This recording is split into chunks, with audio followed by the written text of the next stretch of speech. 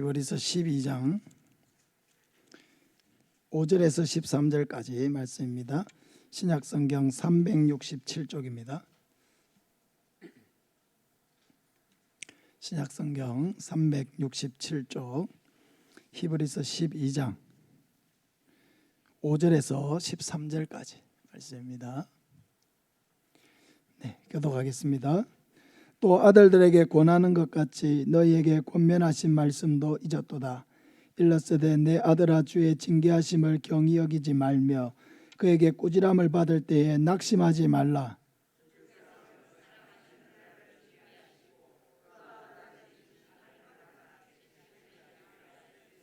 너희가 참음은 징계를 받기 위함이라. 하나님이 아들과 같이 너희를 대우하시나니 어찌 아버지가 징계하지 않는 아들이 있으리요.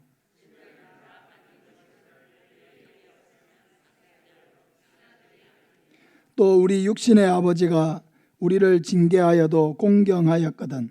하물며 모든 영의 아버지께 더욱 복종하며 살려하지 않겠느냐.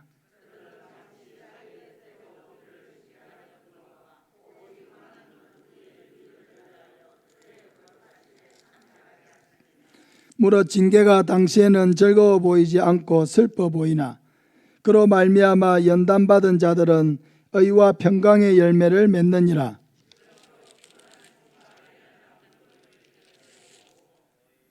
너희 발을 위하여 곧은 길을 만들어 저는 다리로 하여금 어그러지지 않고 고침을 받게 하라. 아멘. 신앙고백서 제12장 양자됨, 다시 말하면 하나님이 우리를 자녀 삼으심에 대한 말씀을 계속 전하고 있는데요. 오늘 세 번째 마지막 시간으로 하나님의 징계에 대한 말씀을 전하려고 합니다. 신앙고백서 12-1번을 우리 같이 한번 화면을 보고 읽겠습니다. 시작. 하나님께서는 의롭게 된 모든 이들을 독생자 예수 그리스도 안에서 또한 그분 때문에 양자가 되는 은혜의 참여자가 되게 허락하신다. 이로써 그들은 하나님의 자녀의 수에 들어가며 자녀의 자유와 특권을 누리며 하나님의 이름이 그들에게 붙여지며 양자의 영을 받으며 은혜의 보좌에 담대히 나아가 아빠 아버지라 부를 수 있으며 불쌍히 여김과 보호를 받으며 필요한 것을 공급받고 아비로부터 받는 것과 같이 하나님께 징계를 받지만 결코 버림을 당하지 아니하며 오직 영원한 구원의 상속자로서 약속을 유업으로 받는다 했습니다. 우리가 앞에서 했던 내용들을 조금 정리하겠습니다. 하나님께서 우리를 죄에서 건져주시는 것으로 끝나지 않고 우리를 하나님의 자녀로 삼아주셨다라고 했습니다.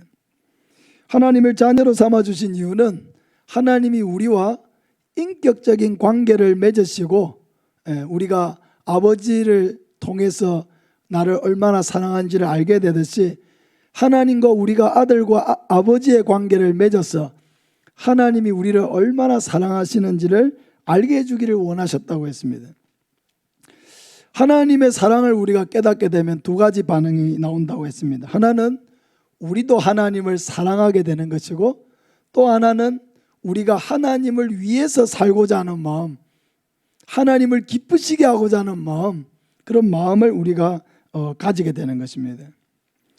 하나님은 자녀인 우리에게 많은 특권을 주셨는데요. 첫째는 하나님의 이름을 우리에게 주신다라고 하는 것입니다. 이 말은 하나님이 우리를 자기의 소유로 삼아서 하나님의 그런 사랑과 보호를 받는 자리에 우리를 두신다는 것입니다. 또 하나님은 성령을 그 자녀들에게 주십니다. 성령은 우리가 하나님이 보내신 구원자를 믿을 수 있도록 역사하시고 거듭나게 하시죠. 그리고 거듭난 하나님의 자녀들은 하나님의 뜻대로 거룩한 하나님의 백성으로 살아갈 수 있도록 성령님은 끊임없이 우리에게 역사하시고 인격적으로 우리를 설득하시고 인도해 주십니다. 그리고 하나님은 자녀들에게 불쌍히 여겨주신다고 했습니다. 불쌍히 여긴다라고 하는 것은 우리를 가엾게 여겨주시고 우리의 연약함까지도 충분히 이해하시고 사랑해 주시고 용납해 주신다는 것을 의미합니다. 사랑이라고 하는 것은 좋은 점만 보고 사랑하는 것은 완전한 사랑이 아니죠. 그 사람의 단점, 그 사람의 부족한 점, 그것까지도 다 알고 사랑하는 게 그 진정한 사랑이죠. 그러니까 부모가 자녀들을 사랑할 때 자녀의 좋은 점만 있기 때문에 사랑하는 게 아니죠. 자녀들이 가지고 있는 단점, 잘못된 점, 부족한 점 다 알고도 부모는 그 자녀를 사랑합니다. 그러니까 그 부모의 사랑이 귀한 것입니다. 그러니까 하나님께서 우리를 사랑하신다고 하실 때도 내가 잘하는 게 많아서 사랑하는 게 아니라는 거죠. 물론 우리가 각자 하나님 주신 은혜를 따라서 하나님을 기뻐시게 될 때도 있지만은 또 우리는 하나님을 마음 아프게 하는 일도 너무 많기 때문에 하나님은 그런 우리의 연약감까지도 다 아시고 우리를 긍휼히 여겨주시고 우리와 하나님과 우리가 맺은 이 자녀의 관계를 끝까지 지켜나가신다는 것입니다. 또한 하나님은 자기의 택한 자녀를 반드시 구원하신다고 했습니다. 하나님은 한번 택한 자를 결단코 버리지 않는다고 그랬습니다. 지난번에 제가 악수로 이렇게 말씀드렸죠. 사람은 이렇게 악수해가지고 자기가 싫으면 손을 놔버리지만은 하나님은 어떻게 한다 했습니까? 딱 이렇게 잡아서 내가 힘들다고 손을 놔버려도 하나님은 절대로 우리를 포기하거나 버리지 않기 때문에 다시 우리가 하나님과 손을 잡기만 하면 우리는 다시 하나님과 교제할 수가 있게 되는 것입니다. 이제 오늘 나누고자 하는 것은 하나님께서 우리를 친자녀로 여기시기 때문에 하나님은 또한 우리를 징계하신다라고 하는 것입니다. 조금 전에 우리가 읽었던 웨스트민스터 신앙고백서 내용 중에 이런 말이 있었습니다. 아비로부터 받는 것과 같이 하나님께 징계를 받지만 결코 버림을 당하지 않으며 라고 했습니다. 그러니까 우리가 하나님의 자녀된 특권 중에 하나가 뭐냐? 하나님의 징계를 받는 거예요.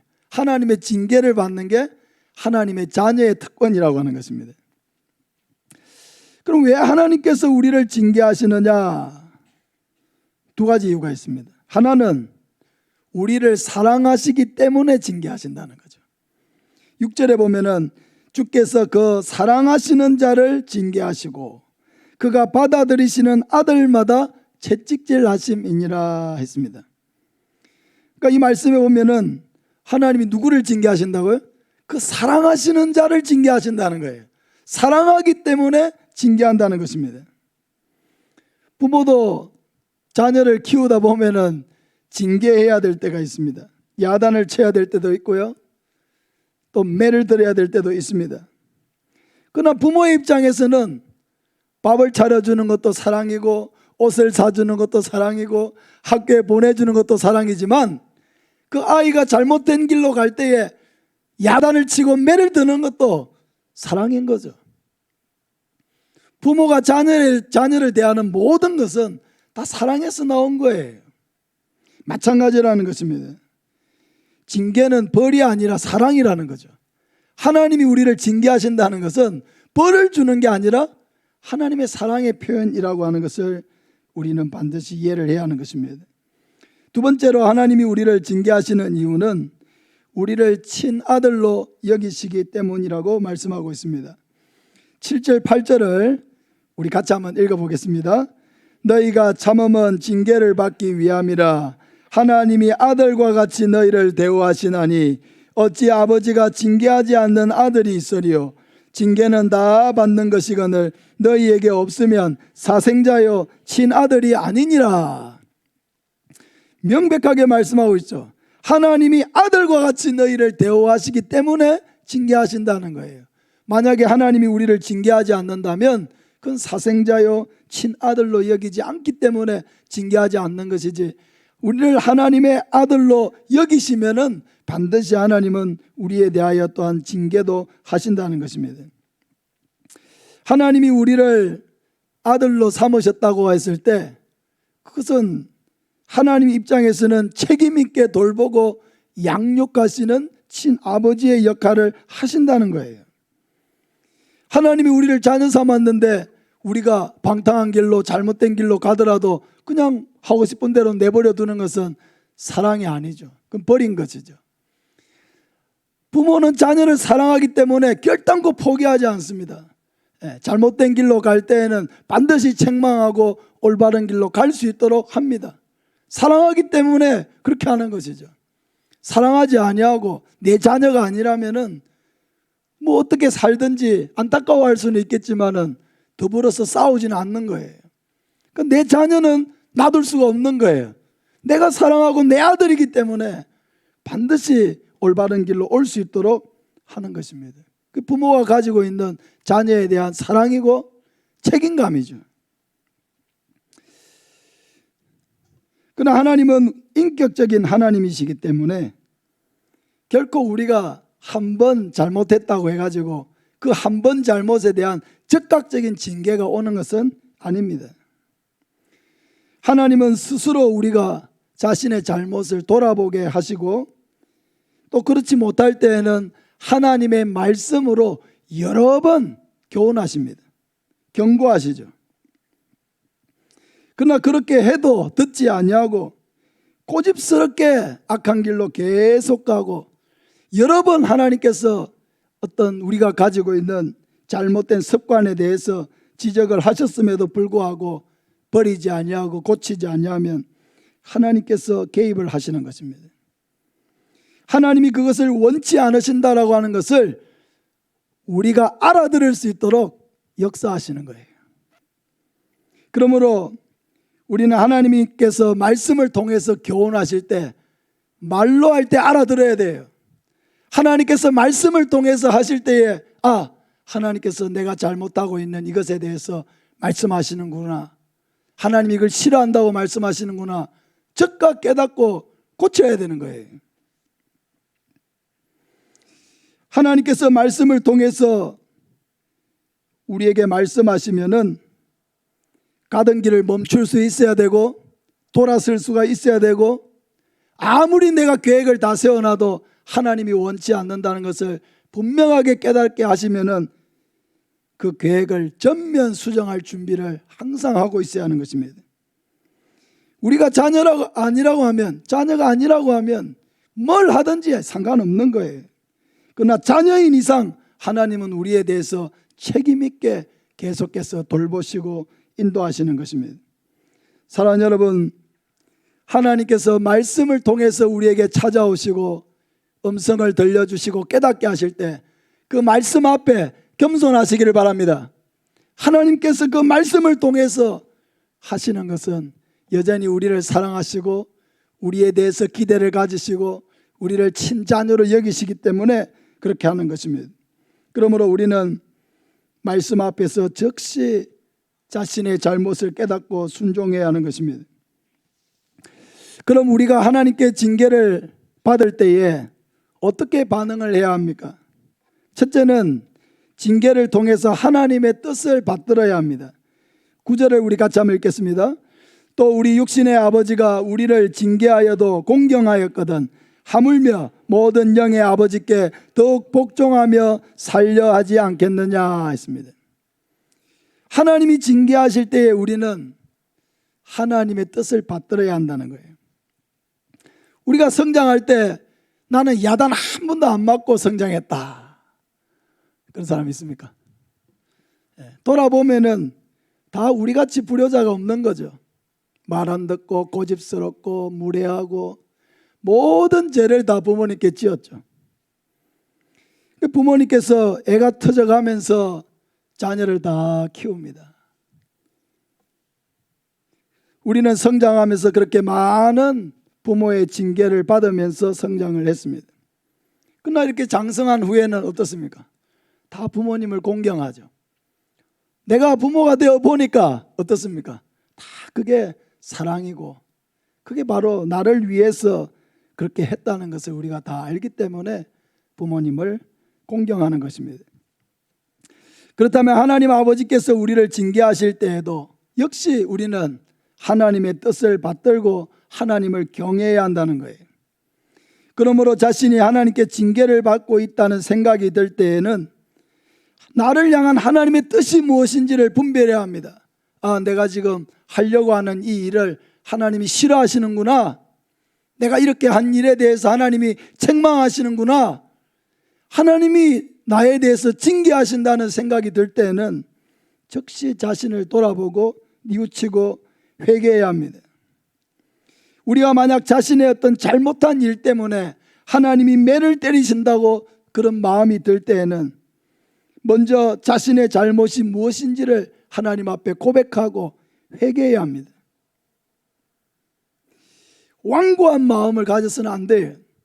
하나님이 징계하신다는 마음을 갖는데도 교만한 마음을 가지고 고집스러운 마음으로 하나님과 싸우려고 해서는 안 됩니다. 자신의 악한 행실을 회개하고 선한 행실의 옷을 갈아입어야 합니다. 더러운 옷을 입고 있으면 계속 이야기할 수밖에 없어요. 그렇지 않습니까? 아이가 더러운 옷을 입고 집 안으로 들어오고 방으로 뛰어다니고 침실로 올라가고 그렇게 하면은 그 얘기를 아무도 안 하고 아무 말도 하지 않고 두고 볼 부모는 없습니다.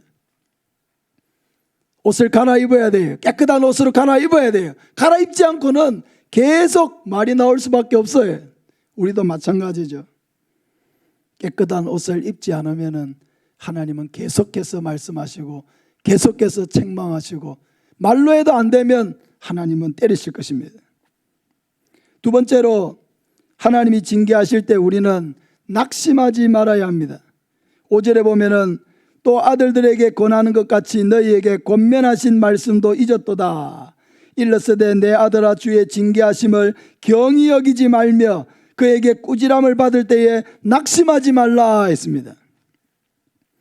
하나님이 우리를 징계하시는 것은 하나님의 거룩함에 참여하게 하시기 위해서입니다.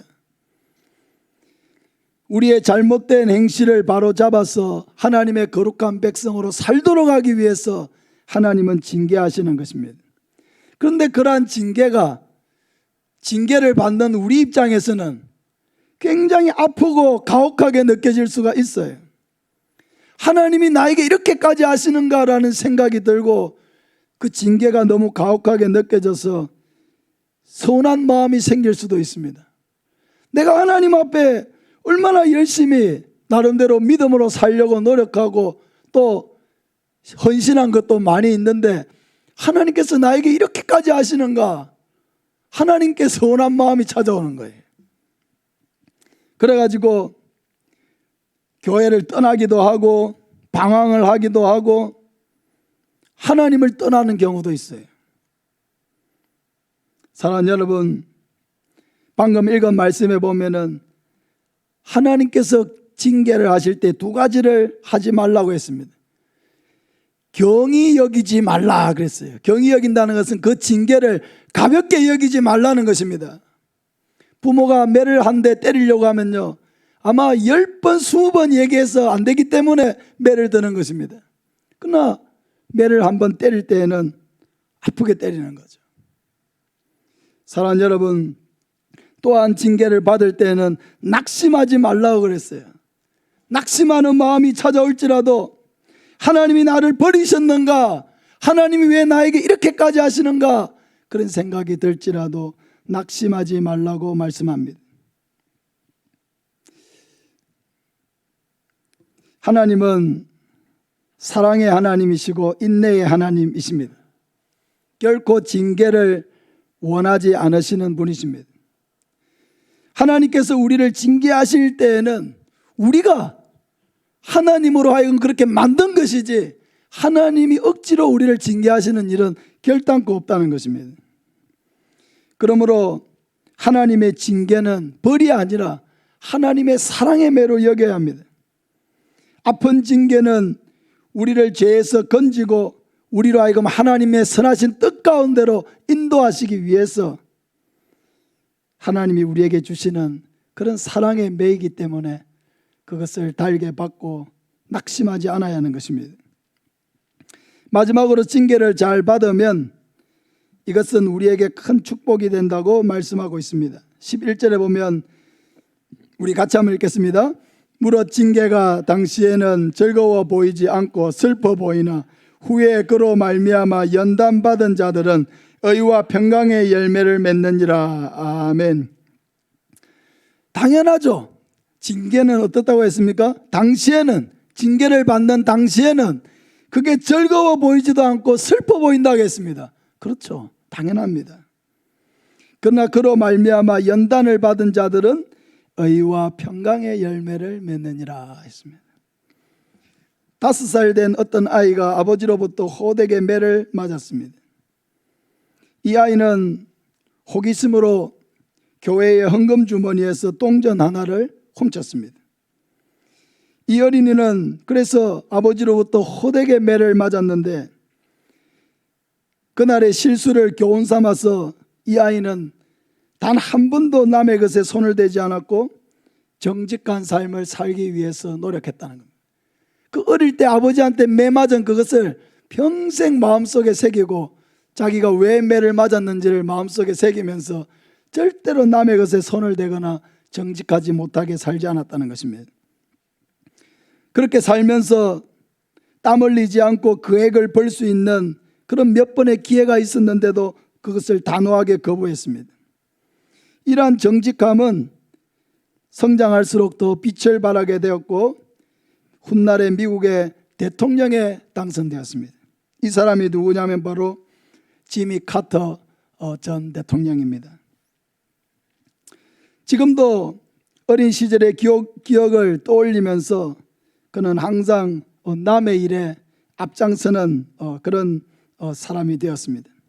지미 카터 전 대통령이 참 유명한 분인데 또 유명한 게 하나 더 있습니다. 이분은 평생 주일학교 교사를 해온 그런 분이라는 거죠. 아무리 정부의 고위공직을 맡아서 바빠도 항상 주일날은 본교회에 와서 주일학교 아이들을 가르치는 그런 주일학교 교사로 평생을 살았던 분이기도 합니다. 어린 시절 아버지의 그 사랑의 매는 그의 일생의 가장 중요한 그런 기억이자 가르침이 되었다는 것입니다. 성경의 인물들도 징계를 받았습니다. 아브라함은 86세에 하나님이 주신 후손이 아니라 인간적인 방법으로 이스마엘이라고 하는 아들을 낳았습니다. 그때 하나님은 굉장히 마음이 상하셨어요. 그래가지고 13년 동안이나 아브라함에게 침묵하셨습니다. 그럼 침묵의 매가 얼마나 아픈지 아세요? 갑자기 남편이 13년 동안 말을 안 해요. 어떻게 되겠습니까? 그럼 침묵의 매라는 것은 굉장히 아픈 거예요. 86살 때에 이런 일들이 있었는데 하나님께서 13년을 아브라함에게 침묵하시고 99세가 되어서 아브라함에게 나타나셨을 때에 하나님께서 하신 말씀은 너는 내 앞에서 행하여 완전하라 하고 말씀하셨어요. 책망하신 거죠. 너 왜 그렇게 한 거야? 라고 책망을 하신 것입니다. 다윗은 하나님의 사랑을 누구보다도 많이 받은 사람이었지만 밧세바를 범하고 우리아를 죽이는 중대한 죄를 저질렀을 때에 그 죄는 하나님이 용서해 주셨지만은 다윗은 이 일로 말미암아 많은 징계를 받았습니다. 다윗의 아들 암논이 다윗의 다른 딸 다말을 범하는 사건이 일어났습니다. 이 일로 인해서 다말의 오빠였던 압살롬이 이 암논을 죽이는 일이 또 일어났어요. 형제들 간에 다윗의 자녀들 간에 죽이는 일이 생겼다는 것입니다. 다윗은 압살롬 때문에 나중에 왕궁을 버리고 도망을 가는 그런 신세가 되기도 했습니다. 죄를 용서받았지만은 잘못에 대해서 굉장히 따끔한 매를 맞은 것입니다. 여러분, 아브라함과 다윗이 징계를 받았다고 하면은 우리 모두도 다 마찬가지입니다. 우리가 하나님의 자녀이기 때문에 하나님이 나를 친아들로 친딸로 여기시기 때문에 하나님은 우리를 징계하시고 징계를 통해서 책임 있게 우리를 돌보시고 하나님의 거룩한 백성으로 살도록 우리를 인도하신다는 것입니다. 사랑하는 여러분, 징계를 받을 때에 잘못은 즉시 회개하고 고치시길 바랍니다. 징계를 받을 때에 그것을 달게 받으시길 바랍니다. 그러면서 다시는 내가 이 죄를 반복하지 않으리라 다짐해야 되는 것입니다. 지미 카터 대통령이 어릴 때 아버지에게 맞았던, 자신이 잘못돼서 맞았던 그 매를 평생 기억하고 다시는 내가 그렇게 정직하지 못하고 악한 일을 행하지 않으리라. 그렇게 다짐했기 때문에 어땠습니까? 좋은 열매를 맺어서 미국의 훌륭한 대통령이 되었고 지금까지도 존경받는 그런 대통령이 된 것입니다. 우리가 징계를 통해서 새 사람이 되어갈 때에 이것이 바로 징계의 목적이고 하나님은 이것을 기뻐하시고 큰 복으로 갚아주실 줄로 믿습니다. 자신이 하나님께 징계를 받는다고 생각할 때에 하나님이 나를 버리지 않으셨구나, 하나님이 여전히 나를 사랑하시는구나, 그걸 먼저 생각하고 감사해야 돼.